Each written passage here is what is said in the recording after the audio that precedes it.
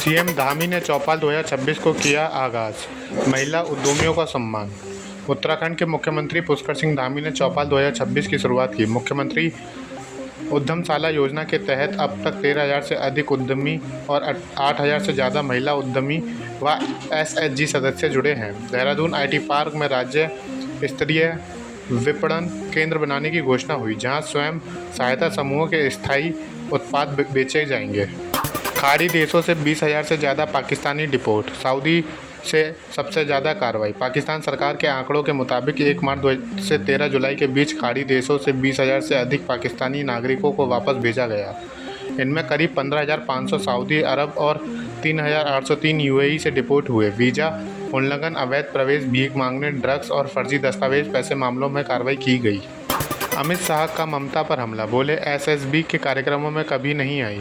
पश्चिम बंगाल दौरे पर पहुंचे गृह मंत्री अमित शाह ने मुख्यमंत्री ममता बनर्जी पर निशाना साधा। सिलीगुड़ी में एसएसबी जवानों से मुलाकात के दौरान उन्होंने कहा कि ममता को कई बार एसएसबी कार्यक्रमों में बुलाया गया, लेकिन वह कभी शामिल नहीं हुई। शाह ने सीमा सुरक्षा को मजबूत करने और जवानों के साथ बेहतर समन्वय की जरूरत पर भी जोर दिया। चिकन नेक पर शाह की नज़र, सिलीगुड़ी पर होगी सीमा सुरक्षा की बड़ी समीक्षा।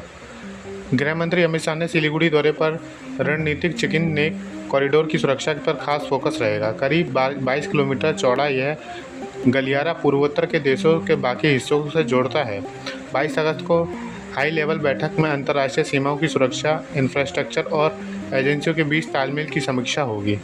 धर्मेंद्र प्रधान पर फिर एक्टिव, युवाओं से संवाद बढ़ा, कमबैक की अटकलें तेज। शिक्षा मंत्री पद से इस्तीफे के बाद धर्मेंद्र प्रधान राजनीतिक रूप से फिर सक्रिय दिखाई दे रहे हैं। उन्होंने उड़ीसा और दिल्ली विश्वविद्यालय में छात्रों से संवाद किया और डीयू में द भारत मॉडल पुस्तक का विमोचन भी किया। जेन जी और युवाओं की आकांक्षाओं पर उनका फोकस चर्चा में है। अब उनकी बढ़ती सक्रियता के बीच राजनीतिक वापसी की अटकलें तेज हैं। जयपुर में सीजेपी टीम पर हमले से सियासत गर्म, अखिलेश ने बीजेपी को घेरा। जयपुर के रामपुरा कावरपुरा गांव के में सरकारी स्कूल में निरीक्षण करने पहुंची सीजेपी टीम पर कथित हमले से और गाड़ियों में तोड़फोड़ को लेकर विवाद बढ़ गया है। अखिलेश यादव ने घटना की निंदा करते हुए बीजेपी पर निशाना साधा। अरविंद केजरीवाल ने भी हमला होने का आरोप लगाया। वहीं ग्रामीणों ने स्कूल की बदहाली पर नाराजगी जताई।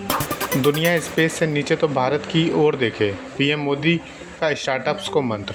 प्रधानमंत्री मोदी ने 20 भारतीय स्टार्टअप्स को सीईओ और फाउंडर से मुलाकात की। उन्होंने निजी कंपनियों से तेज गति और बड़े स्तर पर काम करने का आह्वान किया। बैठक में rocket, satellite, reusable launch vehicle और एआई आधारित मौसम तकनीकी पर चर्चा हुई। पीएम ने स्पेस टेक्नोलॉजी को कृषि, पर्यावरण और बच्चों की शिक्षा से जुड़ने पर जोर दिया।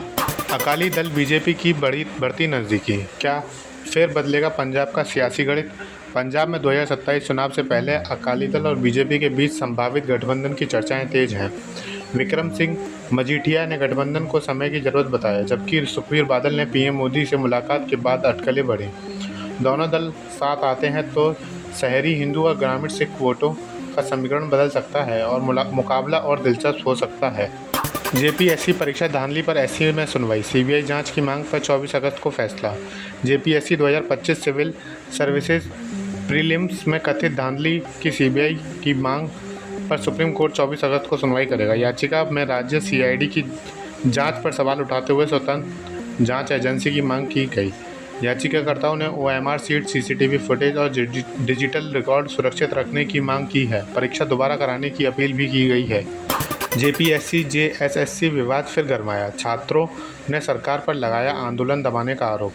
झारखंड में जेपीएससी जेएसएससी भर्ती विवाद को लेकर छात्रों के विरोध तेज हो गया है। जेपीएससी जेएसएससी रिफॉर्म्स मंच ने सरकार पर परीक्षार्थियों को धोखा देने और आंदोलन खत्म करने की कोशिश का आरोप लगाया। हाईकोर्ट ने सरकार से 15 सितंबर तक जवाब मांगा। वहीं 15 दिन की भूख हड़ताल के बाद जेएलकेएम नेता देवेंद्र नाथ महतो ने अनशन तोड़ा और आंदोलन जारी रखने की बात कही।